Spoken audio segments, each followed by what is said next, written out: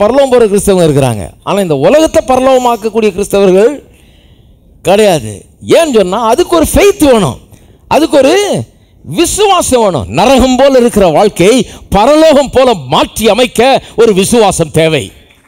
எனக்கு ஒத்தாசை வரும் பர்வதம் நேராக என் கண்களை ஏறெடுப்பேன். எனக்கு ஒத்தாசை வரும் பர்வதம் நேராக என் கண்களை ஏறெடுப்பேன். எனக்கு ஒத்தாசை வரும் பர்வதம் நேராக என் கண்களை ஏறெடுப்பேன். எனக்கு ஒத்தாசை வரும் பர்வதம் நேராக என் கண்களை ஏறெடுப்பேன். வானமும் பூமியும் படைத்த வல்ல தேவனிடமிருந்தே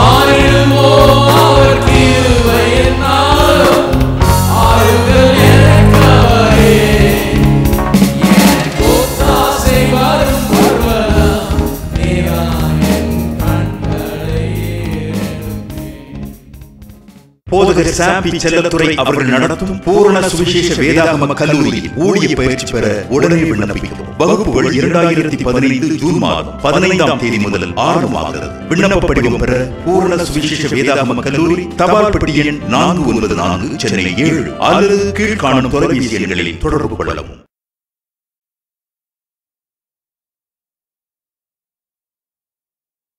இயேசு டோட்டலாக வித்தியாசமான ஒரு மென்டாலிட்டி உள்ளவராக இருக்கிறார். அவர் பிதாவின் வேலையை செய்ய வந்திருக்கிறாரு. இந்த உலகத்தை சுதந்திரிக்க வந்திருக்கிறாரு மனுஷனாக. ஒரு மனுஷன் கோட்டை விட்டான், ஒரு ஆதாம். இப்போ கடைசி ஆதாமாக வந்திருக்கிறார். அந்த ஆதாம் எங்கே தோற்று போனானோ அங்கேருந்து பிக்கப் பண்ணி இந்த ஆதாம் ஜெயித்து திரும்ப இழந்து போன இந்த உலகத்தை சுதந்திரிக்கிறதுக்காக வந்திருக்கிறாரு. அதைத்தான் செய்தார் கல்வாரி சிலுவையில். அதுக்காக தான் மரித்தார், அதுக்காக தான் பாடுபட்டார், அதுக்காக தான் ரத்தம் சிந்தினார், அதுக்காக தான் அடக்கம் பண்ணப்பட்டார், உயிரோடு எழுந்தார். எழுந்துட்டு பரலோகம் போகிறதுக்கு முன்னால் நம்மளை எல்லாரையும் கூப்பிட்டு எல்லாம் வாங்க போகலாம், இந்த உலகம் நமக்கு என்னத்துக்கு? ஹலோ, நிறைய கிறிஸ்தவங்க மாதிரி இல்லை பாருங்க. அவரு இந்த உலகம் நமக்கு என்னத்துக்கு, நம்ம பறந்து போயிடுவோம் வாங்கன்னாரா? கிடையாது, நான் பறந்து போகிறேன், நீங்கள் என்ன பண்ணுங்க, உலகம் எங்கும் சென்று சகல ஜாதிகளுக்கும் சுவிசேஷத்தை பிரசங்கியுங்கள். சர்வ சிருஷ்டிக்கும் சுவிசேஷத்தை பிரசங்கிங்க. எப்படி சொல்கிறாரு பாருங்க. அப்போ என்ன அர்த்தம்? பெரிய வேலை ஒன்று இருக்குது. நம்ம எதுக்கு இந்த பூமியில் இருக்கிறோம்? சில சொல்கிறாங்க, என்ன பிரதர், இயேசு வர்ற வரைக்கும் இருக்க போகிறோம், நம்ம போக போகிறோம், நம்ம வெறும் காத்துட்டு இருக்கிறோம், வெயிட்டிங்கில் இருக்கிறோம். அட கடவுளை, என்ன விளங்கவே இல்லை பாருங்கள். வெயிட்டிங்கில் இருக்கிறோமா, நம்ம காத்துட்டு இருக்கிறோமா? இத்தனை தலைமுறையாக சும்மா உட்காந்து காத்துட்டு இருக்கிறோமா? தலைமுறையாக உட்காந்து. நான் சொல்கிறேன், நம்மளை ஒரு வேலையை செய்யும்படியாக இங்கே விட்டு போயிருக்கிறாரு. உலகத்தை சுதந்திரின்னு சொல்லியிருக்கிறாரு. இங்கே இருக்கிறதெல்லாம் நமக்கு சொந்தமானது, இது நமக்கு வந்து சேர வேண்டியது, நமக்கு சொந்தம். இதை சுதந்திரிக்கிற சுதந்திரவாளியாக நமக்கு இருக்கிறோம். நமக்கு அதிகாரம் கொடுக்கப்பட்டிருக்கிறது, வல்லமை கொடுக்கப்பட்டிருக்கிறது, சொந்தமாக்கும் திறன் நமக்கு இருக்கிறது. இந்த வாழ்க்கையில் ஜெயிக்க வேணும்னா முன்னேறி செல்ல வேண்டும், இந்த பூமியை சுதந்திரித்து கொள்ள வேண்டும். இருக்கீங்களா? அதனால் வெறும் பரலோகத்தை சுதந்திரிக்க போகிறேன்ற அந்த இதில் இருக்கக்கூடாது. முதல்ல இந்த வேலையை கொஞ்சம் கரெக்டாக செய்யணும். அப்புறம் அங்கே போய் அதை சுதந்திரிக்கலாம். அது ஒன்றும் இல்லை, அது எங்கேயும் போகல, யாரும் எடுத்துன்னு போயிடல அதை பரலோகத்தை. ஹலோ, அதை யாரும் பறிச்சுட்டு போயிடல, அது கர்த்தர் கையில் பத்திரமா இருக்குது. இதுதான் பிரச்சனையில் இருக்குது. இதை தான் பிசாசு வச்சுக்கிட்டு விட மாட்டேங்கிறான். அந்தந்த டெரிட்டோரியை பிடிச்சி வச்சுக்கிட்டு அவன் வந்து அங்கே ஆண்டு கொண்டிருக்கிறான். இதை சொந்தமாக்க வேண்டும். இருக்கீங்களா? அப்போ பாருங்கள், கிறிஸ்டியன்ஸுக்கு ஒரு மைண்ட் சேஞ்ச் வேண்டியது இருக்குது. இப்போ ஒரு பெரிய ஒரு திங்கிங் லெவலில் ஒரு பெரிய சேஞ்ச் வர வேண்டியது இருக்குது. என்ன? நாம் ஒரு பெரிய நோக்கத்துக்காக இந்த பூமியில் வைக்கப்பட்டிருக்கிறோம், சும்மா இல்லைங்க. இதில் பாருங்கள், எல்லாம் வந்துடுது. இதில் எல்லாம் வந்து அடங்கி இருக்கிறது. நமக்கு பொருளாதாரம் அப்படின்னா அது கூட நம்ம சுதந்திரம் தான். அது எதுக்கு? இதுக்கு தான். எதுக்கு பொருளாதாரம் அவசியம்? பொருளாதாரம் இருந்தால் தானே இதை பண்ண முடியும். மிஷினரி ஊழியெல்லாம் பண்ணுறாங்க பாருங்கள், கேட்டு பாருங்கள். காசு தான் இல்லை, மீதி எல்லாம் இருக்குது.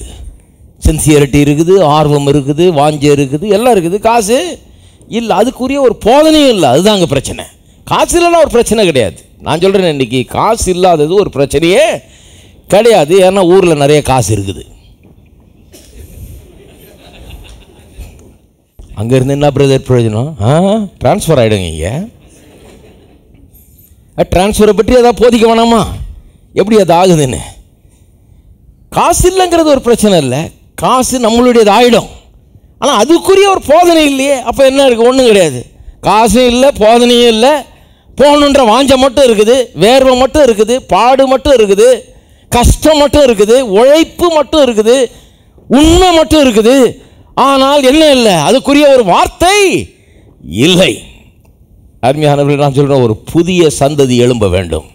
இது ஒரு பெரிய காரியம் கிடையாது. பாருங்கள், எல்லா காரியத்தை விட இந்த காரியத்துக்கு தான் காசு அதிகமாக இருக்கணும். இருக்கீங்களா? எல்லாத்தை விட இதுக்கு தான் காசு அதிகமாக. எதுக்கோ காசு நிறையா வச்சுருக்கிறான். எல்லாம் சும்மா என்னென்னத்தையோ பண்ணிகிட்டு இருக்கிறான். காசு நிறையா வச்சுருக்கான். என்னென்னத்துக்கோ செலவழிச்சிட்டு இருக்கிறாங்க, என்னென்னமோ பண்ணிகிட்டு இருக்கிறாங்க. ஒரு நாள் கூத்துக்கு என்னென்னலாம் பண்ணுறாங்க பாருங்கள். ஆனால் இதுக்கு தான் காசு. ஏன்னா இது வந்து அநேகருக்கு வாழ்வழிக்கக்கூடிய ஒரு காரியம். இதுக்கு செலவழிக்கிற காசு தான் உண்மையாகவே ஒர்த்து. இதுதான் மெய்யாகவே செலவழிக்கப்படுகிற ஒரு காசு. மீதியெல்லாம் சும்மா ஒன்றும் கிடையாது.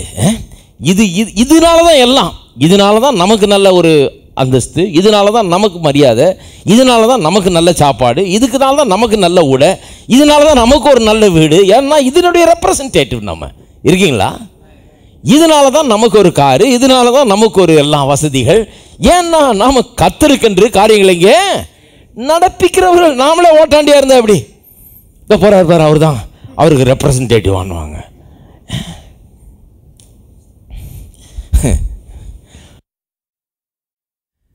ஆனால் கிறிஸ்தவர்களுக்கு எல்லாம் அந்த இதே கிடையாது. பாருங்கள், பில்லிகிராம் போய் பல ஆண்டுகளுக்கு முன்னால் இங்கிலாண்டில் போய் இறங்கினாராம். பாருங்கள், 50ஆம் ஆண்டுகளில் இங்கிலாண்டில் போய் இறங்கியிருக்கிறாரு. அப்போ வந்து ஒரு பிரசங்கியார்னா அவங்களுக்கெல்லாம் வந்து ஒன்றும் இருக்கக்கூடாது. ஒரு பிரசங்கியார்னா என்ன நினச்சிட்டு இருக்காங்க? இந்த ஆள் ஒன்றும் இருக்கக்கூடாது, பிரசங்கியார் தானே, அவருக்கு என்ன அண்ட ஒரு குடிசையாக அரை வயத்து கஞ்சி இருந்து பிரசங்கம் பண்ணால் போதும். இப்படி தான் நிறைய பேருக்கு, கிறிஸ்தவர்களுக்கு அப்படி தான் எண்ணம். பாருங்கள், அவருக்கு என்ன தேவை? பேசாமல் இருக்கிறத வச்சு சாப்பிட்டுக்கிட்டு ஒரு வாரமாக உட்காந்துக்கிட்டு பிரசங்கம் பண்ணணும் அப்படி நினைக்கிற ஆளுங்க. இவர் போய் கப்பலில் இறங்கியிருக்கார். பாருங்கள், ஒரு பெரிய டீமாக கூப்பிட்டு போயிருக்காரு. நல்ல பிளெயினில் போவோம், கப்பலில் போயிருக்காங்க எல்லாம். கப்பலில் போனோடனே இறங்கினோடனே ரிப்போர்ட்டர் கேட்டானா, ஏசுநாதர் இந்த உலகத்தில் இருந்தால் $100 சூட் போடுவாரா? நல்ல சூட்டு போட்டுருந்தாராம். பாருங்கள், அவர் அப்போ தான் ஃபேமஸ் ஆகிட்டு இருக்கிறாரு. $100 சூட்டு போடுவாரா அப்படின்னாரா? அவர் போட்டது ஒன்றும் $100 சூட்டு. அந்த காலத்தில் $100 பெரிய, இன்றைக்கி சாதாரண நாள்லாம் $100 சூட்டு போடுறாங்க. அப்போ அவர் எடுத்து இப்படி காமிச்சாரான் லேபிளில், என்ன சூட்டுன்னு பாரு, 5 பென்னீஸ்ன்னு போட்டுருந்துச்சான். பென்னீஸ்னால் நயா பைசான்னு அர்த்தம் உண்மையாகவே அமெரிக்காவில். அப்படி ஒரு கடை இருக்குது, அங்கே வாங்கியிருக்கிறார் அந்த சூட்டு. அதை காமிச்சிருக்காரு, பாரு இப்போ $100 ஒன்றும் கிடையாது, சாதாரண சூட்டு தான் அப்படின்னு காமிச்சிருக்காரு. உடனே அவன் என்ன பண்ணியிருக்கான், ரிப்போர்ட்டர் என்ன சொல்லியிருக்கான், ஏசுநாதர் இருந்தார்னா இந்த மாதிரி ஒரு லக்ஸரி கப்பலில் வருவாரா அப்படின்னாரான். கூட இருந்த ஆளுக்கு ரொம்ப கோபம் வந்துருச்சா. சொன்னாரான், ஏதாவது கழுத அட்லாண்டிக் ஓஷனை கடந்து வருதான்னு சொல்லுங்கள், அடுத்த தடவை அதில் ஏறி வர சொல்கிறோம்.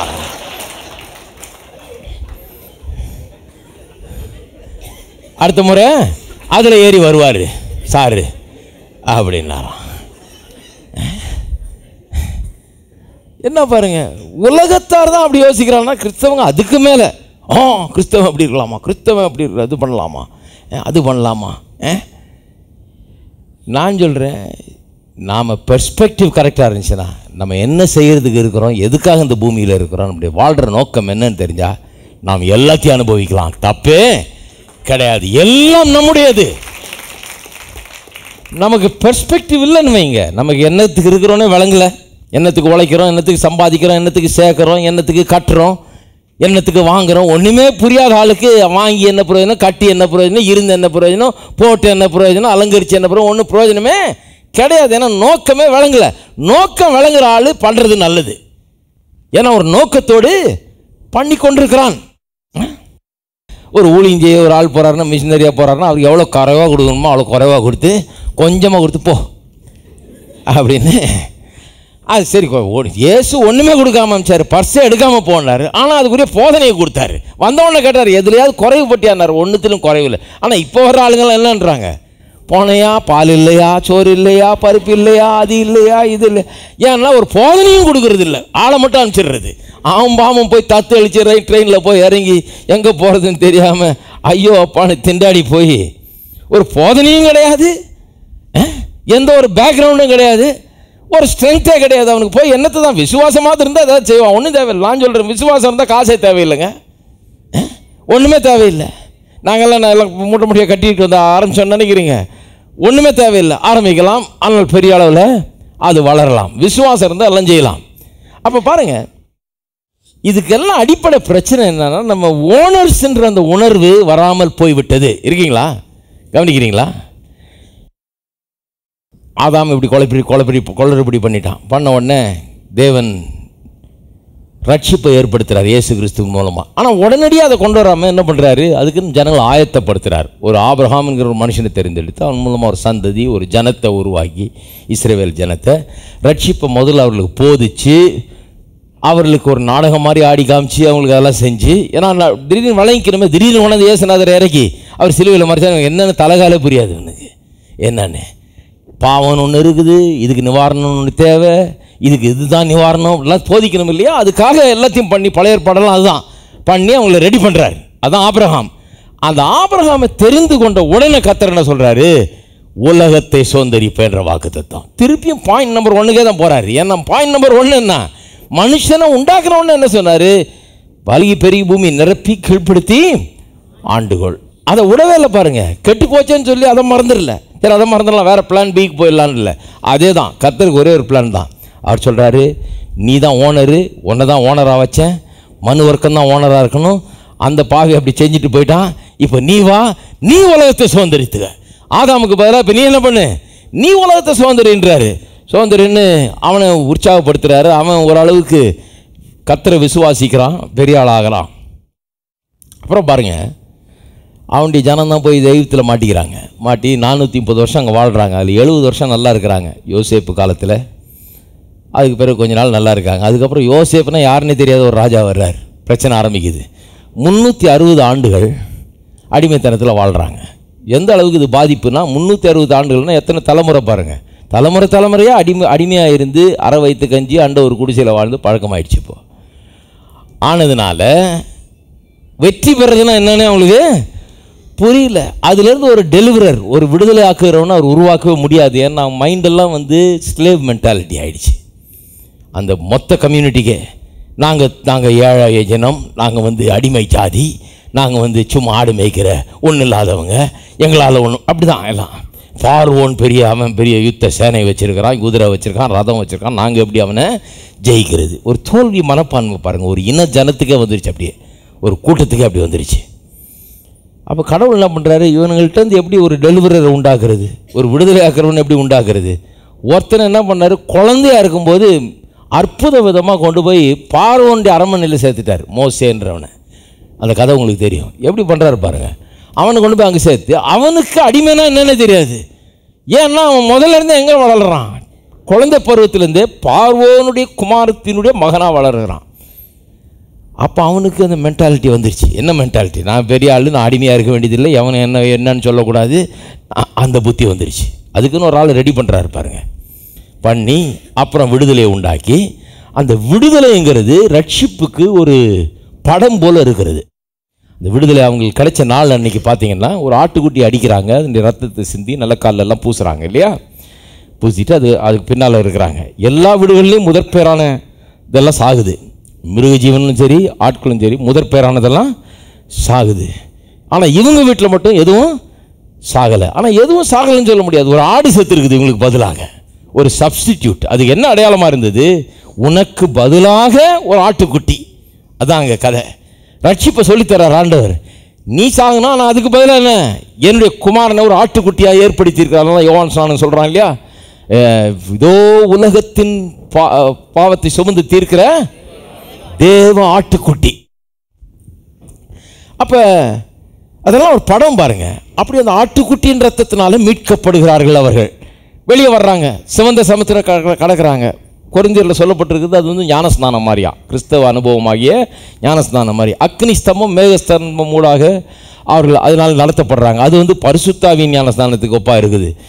மன்னா வந்து விழுது, இதெல்லாம் தேவனுடைய வார்த்தைக்கு ஒப்பாக இருக்குது. இதெல்லாம் ஒரு அடையாளம்.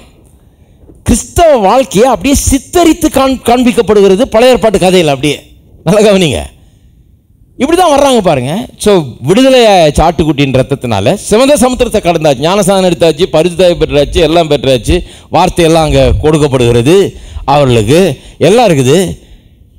ஆனால் எங்கே கொண்டு போய் சேர்ப்பேன்றாரு, பாலும் தேலும் ஓடுகிற நலமும் விசாலமான ஒரு தேசத்துக்கு கொண்டு போய் சேர்ப்பேன்றாரு. ஆனால் அங்கே போய் சேர்றது தான் பாருங்கள் எவ்வளோ பிரச்சனைன்னு.